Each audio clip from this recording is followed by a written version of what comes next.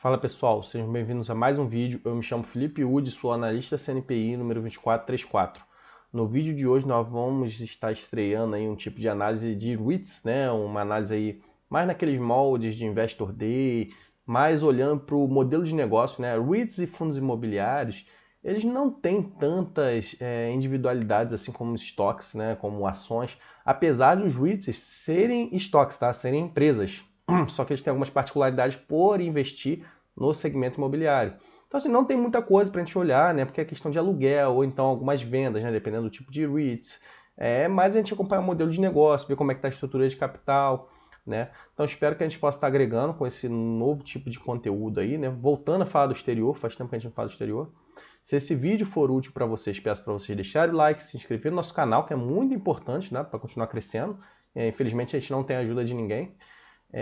Comentar aí embaixo também se tiver alguma sugestão, se gostaram do vídeo, se não gostaram, né, sempre de maneira respeitosa, coloca aí o que vocês acham que eu falei errado ou que poderia melhorar. E se tiverem interesse no nosso serviço de análise, tem o link na descrição do vídeo também, tá? Que a gente vai estar abrindo as inscrições em breve, tá? Porque estava com a turma aí da última leva um pouquinho cheia, então a gente postergou um pouquinho. Então vamos lá? A gente vai falar hoje do Equity Residential, né? Então a gente vai começar falando de alguns REITs um pouquinho diferentes, né? Que o pessoal não olha muito. Ele é um REIT que foca em residências, né? Seja apartamentos, seja casas, né? Então a gente vai ver um pouquinho daqui a pouco no modelo de negócio. Lembrando que isso aqui é lá fora, tá? Então a cotação US$ 60, mais ou menos. A gente vê que ele é bem volátil, né? Porque depende bastante de demanda do setor, ciclo de construção civil, demanda imobiliária, né? Oferta imobiliária. Tá um pouquinho diferente das ações de construtores aqui no Brasil, até se assemelha um pouquinho, mas lá é um pouco diferente, tá? Mas a gente não vai entrar nessas particularidades de POC, que lá não é POC, tá? A gente vê mais um backlog de construção, como é que tá o movimento macro. Eu acho que na apresentação aqui fala um pouquinho disso. Ele tem um valor de mercado, olha a diferença para os fundos imobiliários aqui no Brasil, tá? Fundo imobiliário normalmente, acho que o valor de mercado não chega nem a 5 bi. Acho que é na faixa aí, os grandes é de 1,5 até 3 e pouco, 4 bi no máximo. Então um REIT lá, 22,7 bi de dólares, tá? Então é muito grande, tá? Lembrando, tá? O yield, esse yield que a gente está vendo, é referente ao lucro passado, tá? E também, nos fundos imobiliários e nos REITs lá do exterior, a gente olha muito para a métrica de FFO, que é uma métrica que se aproxima muito da geração de caixa operacional, tá? Então não faz muito sentido olhar para lucro, até porque os REITs são muito alavancados lá, tá? O EQR, a gente vê que é bem volátil, tá agora numa fase de queda, por quê? Porque o movimento macro está lá muito ruim, inflação alta, né, taxa de juros em alta. Então, o mercado imobiliário não está tão aquecido, aí está tendo crise chinesa, crise ucraniana, crise agora de Israel-Palestina. Então, assim, tudo isso afeta, né, o movimento global. Mas a gente vê que é um REIT, depois vocês vão ver que é um REIT bem interessante, tá? Que por mais que tenha essas ciclicidades, eles estão sempre recomprando ação. A tendência é crescer esse dividend yield no futuro, né? Se a gente olhar o dividendo por FFO, deve ser bem superior, inclusive, né? Aqui não tem a métrica. PL também, né? Uma métrica bem distorcida para analisar empresas de maneira individual, tá? É mais para empresa mais madura, tá? Tipo uma Ambev da vida que a gente olha para um PL. Então vamos olhar aqui a apresentação institucional. Então ele já fala aqui, ó, tem aqui alguns apartamentos, né? Que a gente chama de multi-properties, né, criando comunidades onde people, né, pessoas estão juntas. Então vamos lá, isso aqui é uma apresentação institucional bem recente, tá? Tem aqui a data deles, ó, maio de 2023, tá? Acho que eu vou mudar meu rosto aqui pro outro lado, acho que vai ficar melhor para apresentar. Ou aqui em cima, não, vou botar aqui embaixo mesmo. Beleza. Não, apesar que mudei aqui, ficou muito legal não. Qualquer coisa eu movimento aqui meu corpo aqui para não tampar os dados também. Então alguns números aí financeiros, então mudanças aí de novos inquilinos, né, em período, né, trimestre a trimestre, a gente vê que tá meio flat, mas também não tá caindo, né, igual a gente vê em algumas empresas de construção civil, algumas empresas em geral sofrendo muito de crescimento. Taxa de renovação também continua se mantendo tranquila, tanto trimestre a trimestre. Então, isso daqui, apesar de ele não ser uma small cap, tá, REIT, eles comparam aqui para acompanhar o primeiro trimestre também, tá? Até porque a apresentação institucional foi lá do início do ano, mas a gente vê que a taxa de renovação tá bem tranquilo, tá? De mix de novos produtos, né? A taxa aí de mix, porque ele tem produtos diferentes aí de multipropriedade, de residenciais. A gente vê que também está com uma taxa tranquila. A ocupação dele sempre foi bem tranquila, 96%, 96%. Tá? O guidance, bem próximo do guidance. Taxa aí de aluguel perdido bem tranquilo também, né? Um proxy para inadimplência. Residências renovando também em alta porcentagem. Aqui eles falam um pouquinho na mensagem da administração, né? A gente vai tentar não ser tão prolixo, né? Porque senão o vídeo vai ficar enorme, né? Porque as apresentações desses widgets, vocês vão ver que são bem grandes, tá?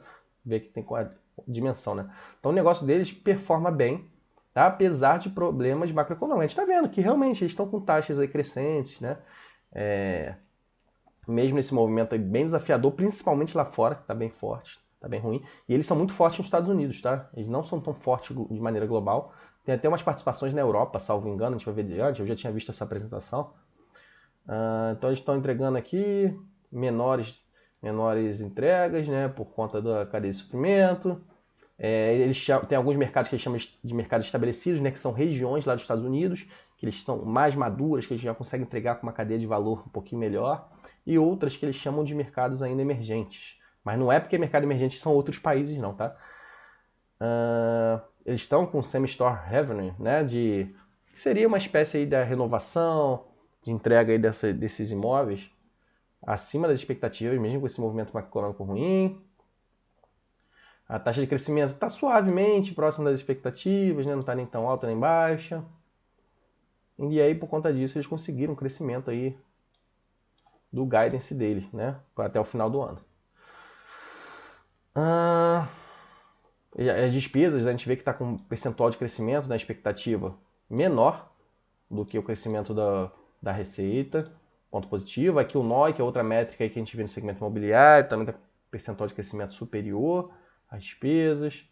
Estão olhando para algumas transações, mas a gente vê que está modesto, né? Tá muito... Não está aquecido o mercado, né? Nem para compradores, nem para vendedores, né? Por conta da alta de juros, que a gente mencionou anteriormente.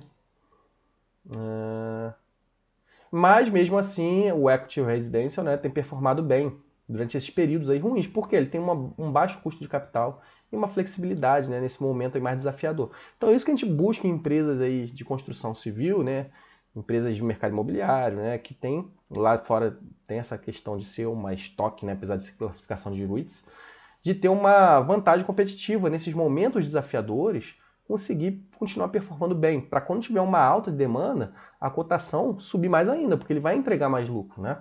Então eles mostram aqui, que eles falam um pouquinho, né, a gente vai ver adiante, que eles têm um balanço sólido, liquidez tranquila, está bem posicionada para adquirir propriedade nesse mercado de expansão, né, que eles chamam de... Eu não sei se é emergente ou de expansão que eles estão falando aqui.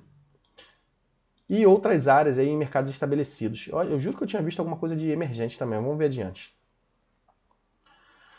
Aqui eles mostraram mais um pouquinho, né, da guidance revisada. Né, eles revisaram a guidance, o que era anteriormente. Então a ocupação caiu mais levemente, né, que eles revisaram. A receita já subindo, que a gente viu. E a despesa bem abaixo, tá? Continua bem abaixo. E não mexeram na despesa. O NOI vai subindo, por quê? Porque a receita está subindo acima das despesas, então o NOI sobe, né? Lembrando que o NOI, cada fundo, cada REIT se calcula de uma maneira específica, né? Pegando algumas despesas e algumas coisas lá de lucro operacional. O lucro por ação a gente vê que está subindo, tá? Mesmo nesse momento aí desafiador. E o FFO por share, né? Que eu acho que é mais importante, muito mais importante que o lucro por ação. A gente vê que subindo bem suavemente, tá?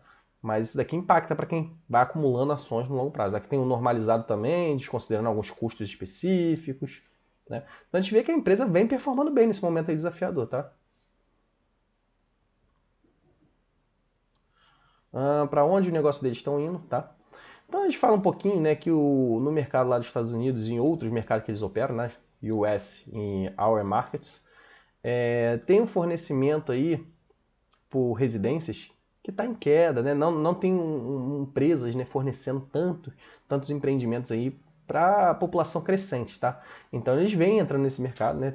Eles acham que eles estão numa posição favorável lá nos Estados Unidos, entregando aí apartamentos de construção a maior parte nesses mercados mais estabelecidos, né, que eles chamam de established markets, elevando de maneira modesta. Tendência, né, de melhorar aí o aluguel nessas casas.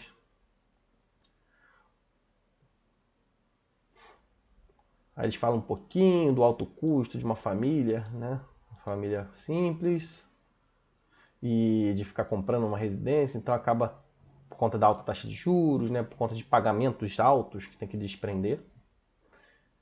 Então eles começam a alugar, né, residências. Pessoas aí de capital maior, né? Estão com demanda mais aprimorada, né?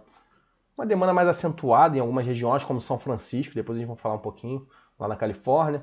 E eles conseguem repassar o preço um pouquinho maior, né? Pessoas aí que têm uma formação maior, de maior qualidade, estão em empregos mais estáveis, pagam salários mais altos, então eles conseguem repassar o preço com maior facilidade, tá? E aí eles têm aí 20% aí dos aluguéis para essas pessoas. Isso daí favorece a rentabilidade, né, dos REITs. Aqui eles mostraram um pouquinho na cadeia de suprimento, né, que está crescendo aqui a demanda, tá? Só que as casas prontas, né, sempre, tanto para single como para multifamily, né, que seria multifamily seria aquelas propriedades lá que tem esses apartamentos, vários apartamentos. Está crescendo bem abaixo, né, a construção aqui de empreendimentos e a demanda crescente, tá? Isso aqui a gente estava mostrando até 2022, né? Aí tá falando um pouquinho, né, que desde a crise financeira de 2008, crise financeira de 2008, né, fala um pouquinho da estimativa da população crescente, as casas aí formadas, enfim.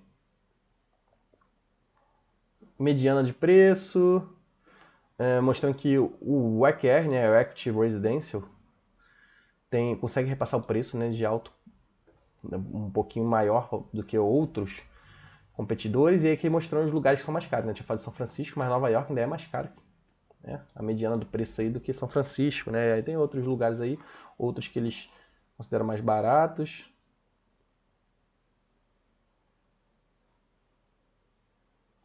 Mostrando que algumas pessoas compram, né? 7,8%, uma casa. E a média aqui dos Estados Unidos, né? De preço, né? Aí mostrando, né, que multifamily supply is peaking, mas precisa de um maior fornecimento, né, dessas construções desses empreendimentos aí o pessoal poder alugar as residências, né? Aí eles separam aqui, tá? Em coast e non coast, né? São belts, né? Tem as regiões aqui embaixo, né? Embaixo, tá aqui embaixo, né? Coastal markets. E também tem os mercados estabelecidos ali embaixo também, que é Boston, Nova York, né? Tá aqui tudo ali embaixo, né? A demanda por aqui por região, por essas regiões, né? A gente vê que essa daqui de non-coastal crescendo um pouquinho mais.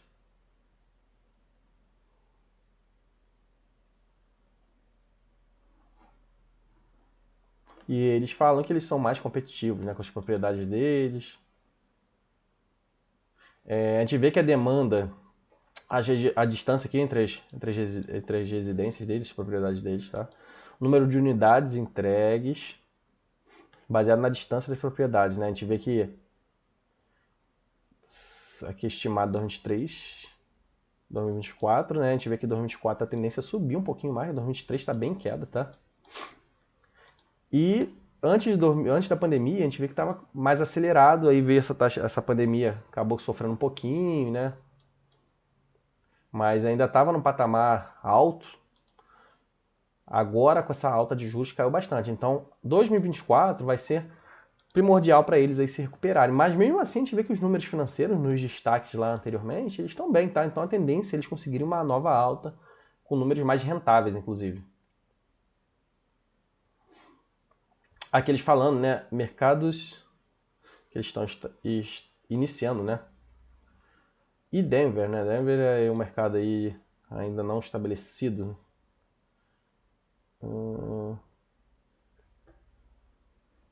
E aí eles pretendem fazer iniciar nesses mercados ainda 35% abaixo de 2022, né? Então a gente vê que 2023 está sofrendo bastante. Está sendo impactado por conta de alto custo de construção, custo de financiamento, tudo isso por conta de alta de juros, inflação, né? 2022 estava assim, né? E 2023 a gente vê que está caindo bem mais. Isso daqui é consolidando, né? Mercados estabelecidos e Denver, né? Denver acho que não é mercado estabelecido não, apesar de separar de só Denver, porque eu acho que tem um potencial maior lá nessa região. Aqui mostrando, né, esses indivíduos que têm uma possibilidade de pagar um preço mais alto, né, que tem um emprego de que pagam um salário, uma remuneração maior, né? E eles estão mostrando aqui que eles conseguem ter uma rentabilidade, né? Um aluguel um pouquinho maior que a média dos Estados Unidos, tá? Isso aqui é bem interessante. A média de idade, porcentagem aí do lucro que vem ainda desse pessoal, e a taxa de desemprego que é bem baixinha, né? Então eles conseguem ter uma estabilidade bem grande, 20% da renda vem desses indivíduos. Nesses mercados, basicamente, que eles consideram como estabelecidos, né? A taxa de crescimento desses indivíduos aí, nos mercados estabelecidos, continua a aumentar, né? Então aqui são esses mercados que eles consideram estabelecidos, né? Então a gente vê que São Francisco, apesar de não ser o maior de todos, a gente vê que Nova York era maior, né? Eles conseguem ter uma taxa de crescimento bem maior, né? Aqui o número de inquilinos, né? Por casa. Mas percentualmente chega até próximo aqui de Nova York. E outras que são menores crescendo mais, né? Lógico. As que estão maiores tendem a, em algum momento, estagnar um pouquinho ou não ter aquela taxa de crescimento de lá no passado, né? As tendências aí por população, então a gente vê que a média desses inquilinos é de 32 anos, a gente já tinha visto. Esses indivíduos, né, millennials, acho que é de 90, né, 1990, prefere alugar, né? E da geração Z também. Por conta de alto custo, de ter uma casa própria, né, uma família. E o estilo de vida, né, dessas pessoas, tentam migrar com facilidade de emprego para outro emprego, né? A gente viu que tem um salário um pouquinho mais alto, tem que estar mais perto aí da região metropolitana. E aí eles falam que mesmo com a alta de juros, né, o aluguel, eles conseguem repassar o preço para esse pessoal. Eles mostrando a população, né, por ano e a média aí 32 anos do EQR.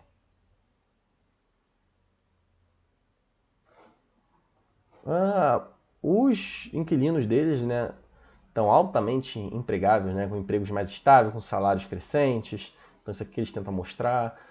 Uma idade aí mais madura, mas também não tão idosa, né? Então a gente vê que são pessoas mais consolidadas. Eles estão com previsões ainda boas, tá? A média aí do NOI, nos mercados aí estabelecidos. Não, isso aqui é consolidados, né? Estão favorável. Taxa de crescimento do PIB dos Estados Unidos, GDP, de empregos e dos inquilinos aí.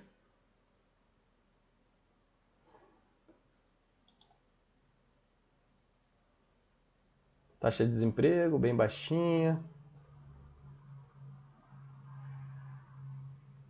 Falando mais um pouquinho da empresa deles, né, focada em propriedades multifamily, né, que tem vários apartamentozinhos, né, aquelas que a gente viu lá no início da apresentação. Então a gente tem 301 communities, né, communities, que seria essa espécie aqui desses apartamentos, né? Isso aqui é muito comum aqui no Brasil, né? Quantidade de unidade de apartamento, 12 mercados que eles consideram estratégicos, seriam estados aí específicos dos Estados Unidos. Uma taxa de retorno bem interessante, tá? 11,1% desde o IPO, né, ao ano.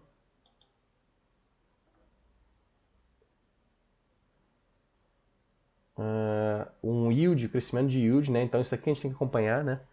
Lembrando que isso daqui, muitas vezes é olhando para o lucro líquido, tá? E olhando para o FFO, muitas vezes é mais interessante, tá? Tem o Enterprise Value, né? Aqui era um pouquinho maior, né? 31 bi, porque tem a dívida da companhia.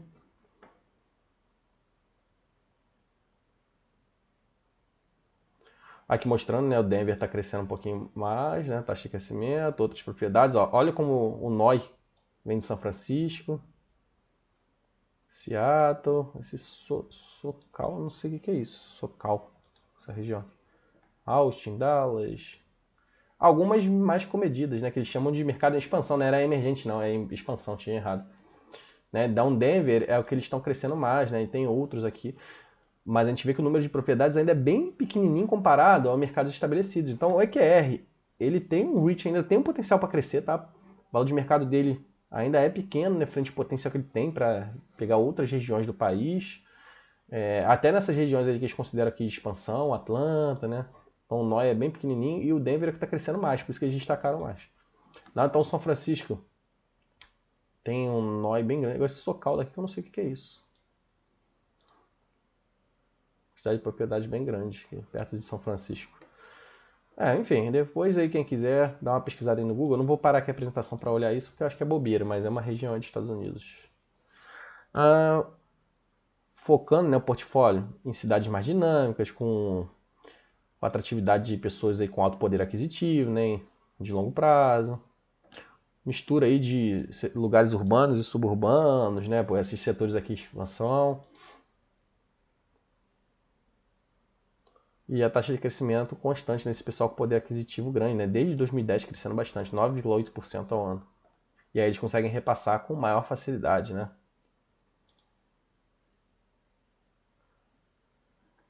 E qual a estratégia deles? É gerar cada vez mais cash flow, né? Fluxo de caixa, e agregar valor, né? Através da distribuição de renda, basicamente, tá? Então por isso, né? Cash flow é mais um proxy aí do FFO, tá? Aqui eles mostram, né, dividendo por share.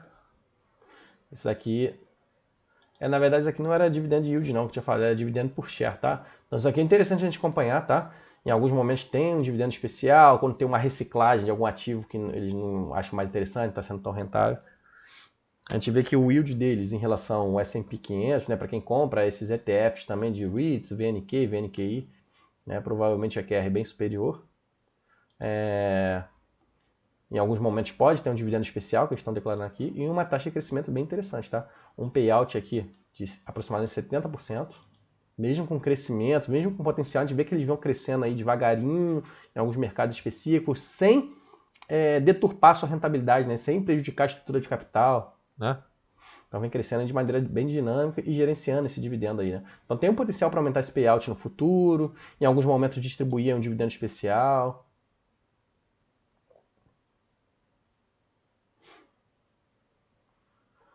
Falando mais um pouquinho aqui da performance deles, resiliente, com valuation atrativo, né? A gente viu lá que está embaixo por conta de um ciclo do setor, né? Então os retornos aí de preços e de renda, né? Como é que funciona durante diferentes períodos inflacionários, né? A gente vê que o REIT de apartamento costuma ter um retorno de preço bem superior ao S&P e a renda, né, que seria o dividendo que a gente recebe também, tá? Olha, e nesse momento de alta inflação, o retorno é bem superior, tá? Então a gente vê que ele tem o potencial para dar um retorno tanto de renda como de valorização, né? Bem expressivo para quem investir nesse momento, né? Isso daí, sem a gente precisar fazer valuation, a gente vê que é um REIT de qualidade, tá? É diferente, né? Tem os riscos, claro que tem os riscos, né? Porque tem que pegar esses empreendimentos, se desenvolver, tem que construir lá também, né? Tem que se alavancar, os REITs são bem alavancados. Mas a gente vê que tem uma qualidade interessante, tá? Tem uma performance histórica muito boa, tá? O EQR, mesmo em momentos inflacionários, durante a pandemia, durante a inflação em períodos anteriores, em recessão. E aí mostrando que a taxa deles, geralmente, é uma taxa de retorno bem superior, né, de cap rate, né? A alocação de retorno desses empreendimentos em forma de proventos, em forma de venda futura, enfim, é bem superior aí do que os mercados em geral, o mercado em geral. Umas previsões da companhia para 2023. Então, a gente já tinha visto mais ou menos, né, isso aqui lá no início, não muda muito lá do que a gente já viu. Falar um pouquinho, deixa eu voltar aqui, do preço, né, que é sazonal, né?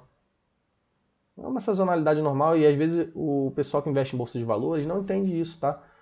Muitas dessas empresas caem, a cotação caindo, mas a empresa continua boa, tá?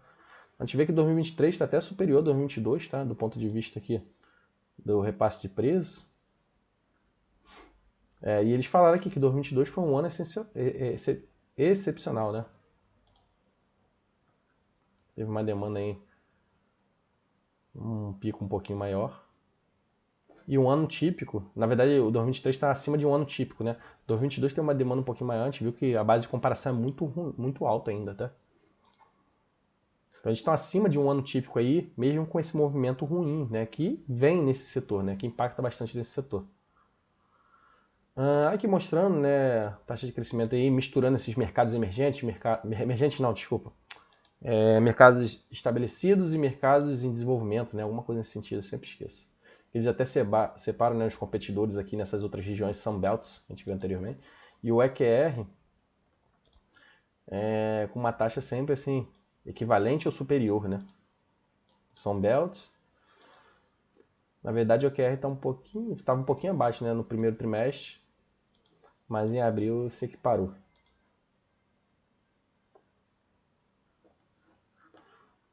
Aqui mostrando um pouquinho dos indicadores de demanda. Continua demonstrando que o sinal está verde, que eles mencionam aqui. Na verdade, assim, é que em algum momento a taxa de juros vai cair, a taxa de juros de longo prazo vai cair também. Claro que essas guerras também impactam bastante e vai começar a arrefecer e a aquecer a economia. Então a gente está mostrando aí que está um pouquinho melhor. A gente já viu que alguns números que eles mostraram estão bons, né? Taxa de renovação, enfim, padrões sazonais, taxa de ocupação também. E alguns drivers, né, de same-store revenue growth, né, taxa de crescimento aí desses aluguéis em propriedades já existentes. Mais a ocupação, mais a dívida tranquila que eles têm, eles vão ter uma performance de receita melhor, tá?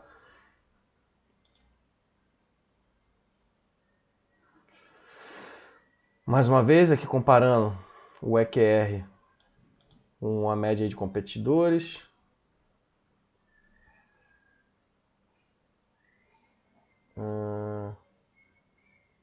Então, o Equity Residential tem um histórico de gerenciamento de despesa. A gente vê que lá que a receita a tendência a ficar abaixo da despesa, mesmo com os custos pressionados, tá?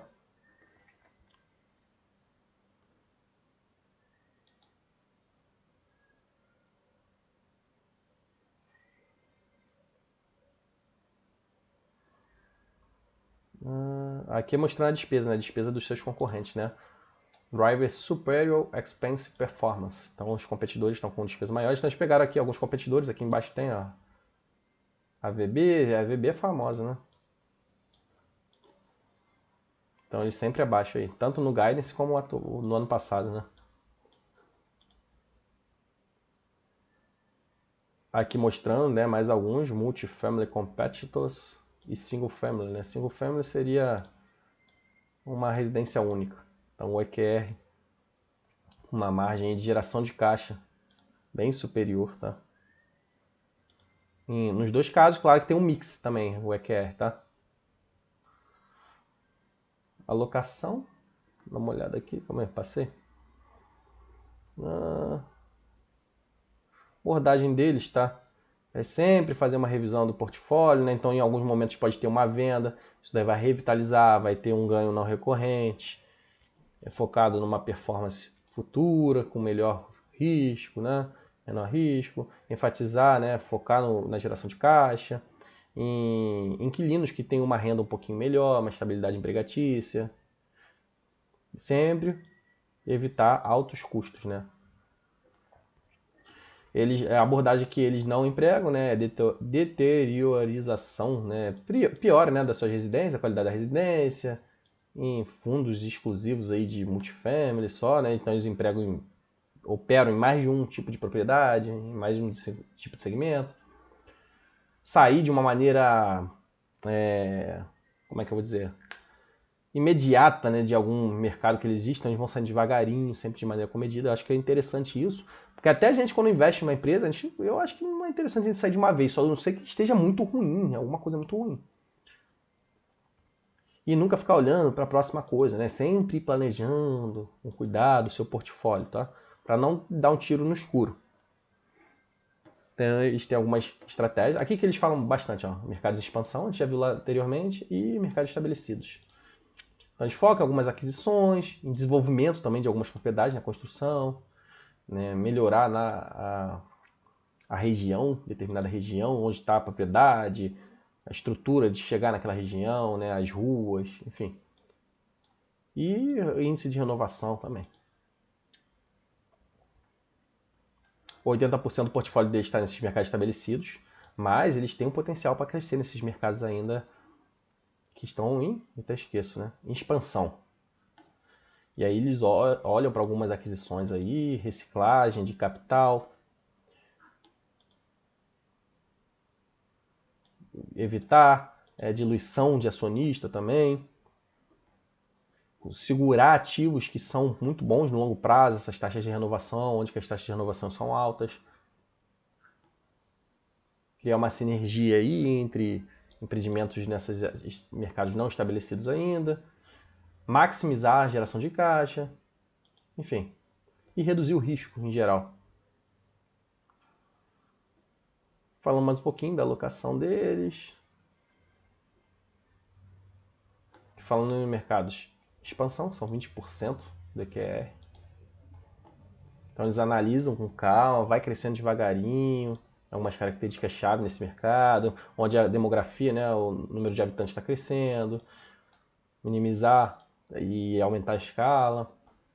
Olhar aí para essas regiões aí que eles ainda têm que pegar um share que tem uma renda um pouquinho maior, que é média. E aqui eles falam de alguns cases, tá? Que é o case de São Francisco, falei anteriormente.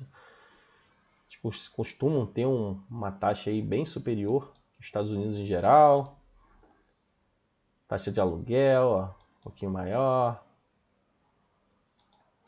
Representatividade em relação ao NOI. O que é urbano, o que é suburbano, tem isso em São Francisco também, tá? Em São Mateus, Califórnia. Deve fazer parte de São Francisco, será? Vai mostrar aqui por familiares, né? Quem tem uma residência única, quem tem um casal, enfim. Aqui tem outro também, outro mercado. Aí falando de algumas características do setor, né? O setor de tem muita tecnologia lá em São Francisco, né? Muitas empresas startups.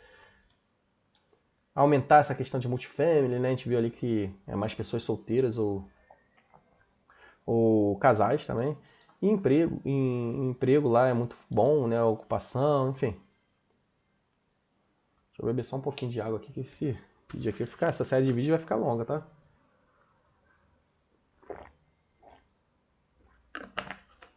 A taxa de desemprego bem baixa, tá?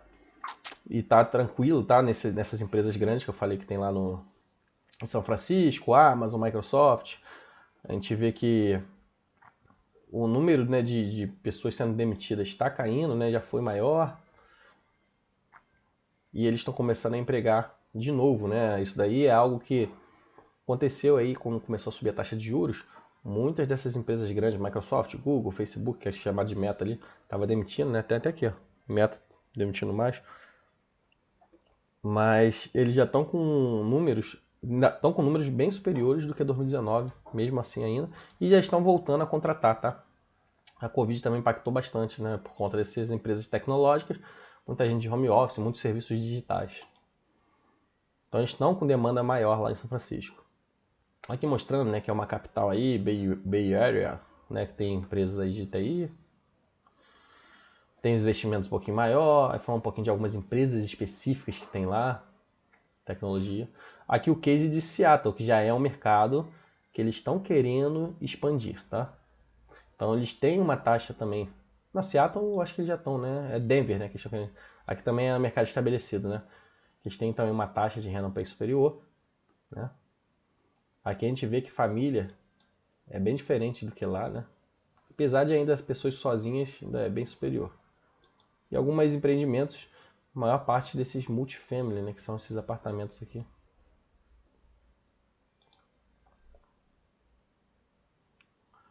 Um mercado aí mais industrial, questão de escritórios, que estão retornando, o pessoal retorna para o escritório, né? Multifamily aqui, essas multipropriedades, eles são mais fortes lá.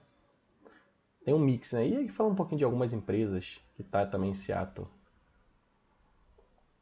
Alguns eventos que eles também fazem para atrair pessoas, empresas para alugar seus empreendimentos, né? Turismo, que está voltando a ficar mais aquecido.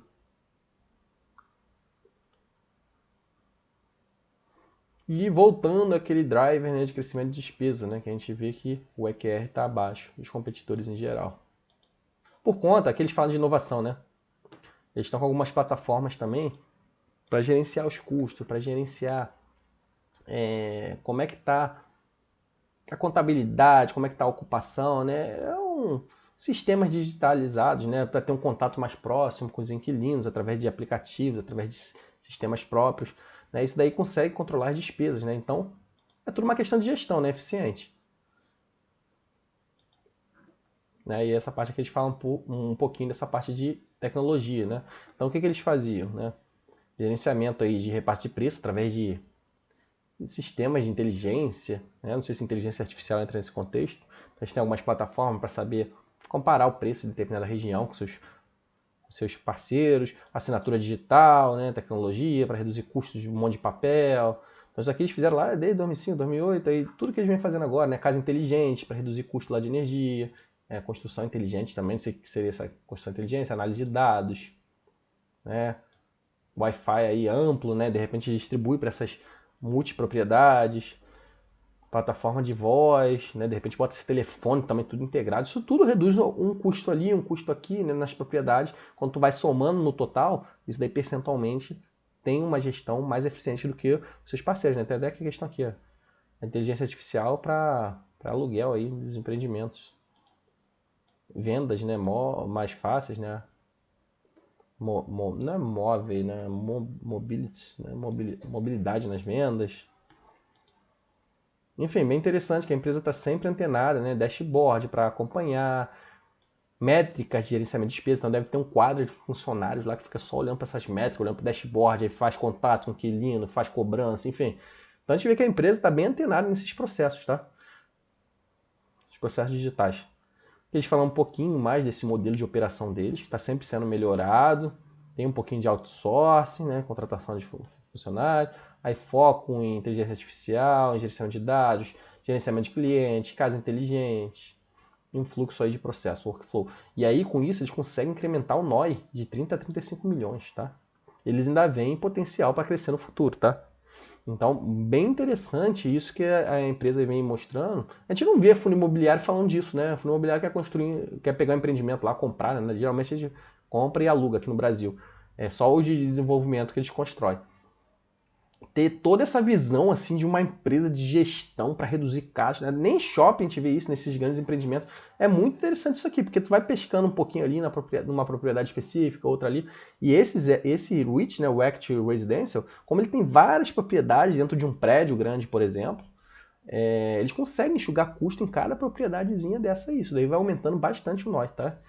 Fundo imobiliário, sei lá, se pegasse num shopping, começasse fazendo uma loja específica, numa outra loja, monitoramento, né, ligação, sei lá, um custozinho que ele vai reduzindo ali, uma pontinha em cada processo, pô, isso daí já aumentaria com certeza o NOI. A gente não vê esses fundos imobiliários aqui no Brasil operando dessa forma, né?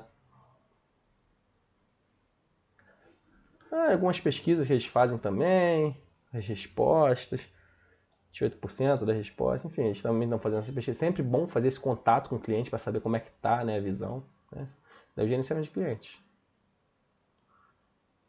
Muita gente trabalhando de casa, né, então a gente vê que híbrido. A qualidade dessa internet, desses serviços que eles oferecem na casa inteligente também costuma... Agora é mais interessante ainda, tá? Mais importante ainda. Fala um pouquinho das casas inteligentes que eles fazem, né? Então reduz o consumo de energia. Tem alguns sensores de água também, né? De uso de água.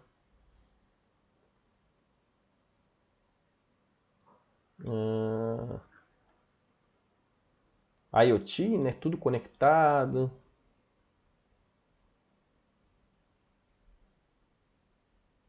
E esse nó daí vai crescendo, né? A contribuição, ó. Eles empregaram só em 100 communities, né? A gente viu lá que eles tinham uns 300, né, communities. E ainda tem esses mercados que eles vão desenvolver e vão começar a empregar essas tecnologias, tá? E isso aí representou uma contribuição de 10 milhões, ó. Não, vai representar até 2024, né? E até 2025, 18 milhões. Então a tendência é continuar crescendo, tá?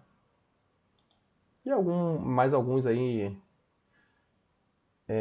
ferramentas tecnológicas aí que vão impactar, né? Carga de carros elétricos. Então estão sempre antenados, né? A empresa, bem interessante. Ó, como monitoramento de câmera remota. Aqui agora os números de maneira mais específicas, tá? Então a gente vê que a dívida líquida sobre patrimônio, sobre EBITDA, né? Isso aqui, ajustado com reconciliações e tal, tem alguns eventos aí que impactam, de 4,2 vezes, então não é um REIT super alavancado, tá? gente vê que está até com uma alavancagem bem tranquila, já foi maior, em 2021 se alavancaram mais. Eles vêm nesses momentos aí que de repente tem uma oportunidade de crescer, eles vão se alavancam, né? 2021 estavam crescendo bastante, né? Em 2022 deu uma desalavancada. Então eles estão bem tranquilos nessa questão aí.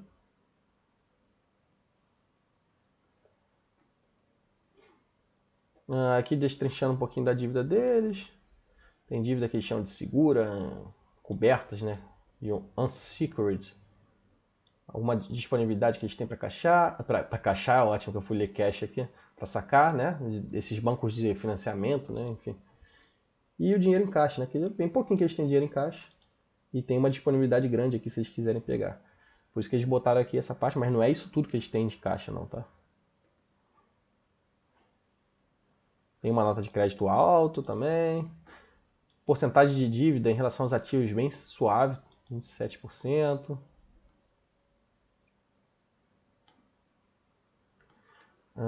E a dívida bem diluída, a gente vê que a dívida deles aqui, ó, bem tranquila, diluída aí no longo prazo.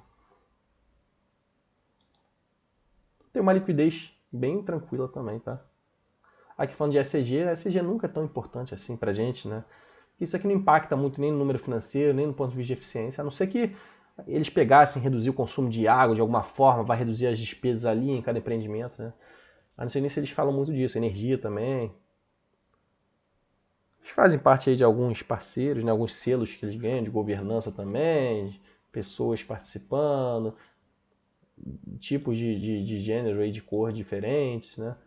Participam da empresa, estão sempre antenados com isso, mas para ficar em compliance com esses objetivos aí da companhia, os objetivos do mercado, né? Aqui falando um pouquinho de alguns números, mais alguns números, FFO normalizado, tem mais alguma coisa específica? Não, só isso aí. Então, basicamente, esse foi o Act Residential, né? Não foi o vídeo mais longo, porque tem um vídeo da Localiza que eu fiz aqui no Investor Day deles. Tem até uma playlist, né, do Investor Day que ficou muito bom também. Ficou acho que 50 minutos. Eu fui passando um pouquinho mais rápido, mas eu achei um REIT bem interessante, tá? Não é um REIT alavancado, a gente viu que a dívida é bem diluída no longo prazo, tem dinheiro aí que eles podem sacar para cobrir, vem gerando caixa, vem reduzindo as despesas, investindo. Tem algumas avenidas de crescimento aí em alguns mercados que ainda não são estabelecidos para eles, são mercados em desenvolvimento. Não é um REIT, né, uma empresa que tenta sair crescendo a todo custo, né, se alavancando, ou entrando de uma vez ou saindo de uma vez de alguns mercados específicos, eles falaram um pouquinho disso na apresentação. Então eu gostei bastante, tá? Então a gente vê como o mercado de REITs, mercado imobiliário lá fora, é muito superior que o mercado aqui no Brasil, tá? Não é um REIT absurdamente grande, tá? Esse daqui é um REIT mais residencial, não é algo que a gente vê tanto aqui no Brasil, a gente nem vê fundo imobiliário assim tão interessante quanto nesse segmento como o Equity Residential, né? E ele é bem inferior, né, do ponto de vista de tamanho, do que outros REITs, né, em outros segmentos. Mas eu achei interessante, tá? E tá num momento favorável. Pessoal, espero que eu possa ter contribuído, tá? Esse vídeo deu um pouquinho de trabalho, né, a gente fazer essa apresentação, eu já tinha estudado antes. Se esse vídeo for útil para você de alguma forma, eu vou até criar uma playlist, né, de REITs. Peço para deixarem o like, se inscrever no nosso canal, seguir nossa página no Instagram, tá? No Instagram a gente faz um modelo de live lá diferente. Normalmente eu faço em conjunto com o meu parceiro, que tem o serviço de análise, que o link vai estar na descrição do vídeo, e eu compartilho lá, né? A gente faz lá no Instagram dele, porque a gente faz mostrando na tela também. Mas eu vou ver se eu começo a fazer as lives que eu faço lá no Instagram e compartilho aqui no meu YouTube também. Então, se vocês tiverem interesse, pode seguir nossa página do Instagram, se inscreve no canal também se esse vídeo for útil, tá? E comenta aí embaixo também se tiver alguma recomendação de análise, alguma sugestão de análise, tá? E se tiver interesse no nosso serviço de análise, o link vai estar na descrição do vídeo. Valeu? Forte abraço a todos, espero que eu possa ter contribuído. Valeu!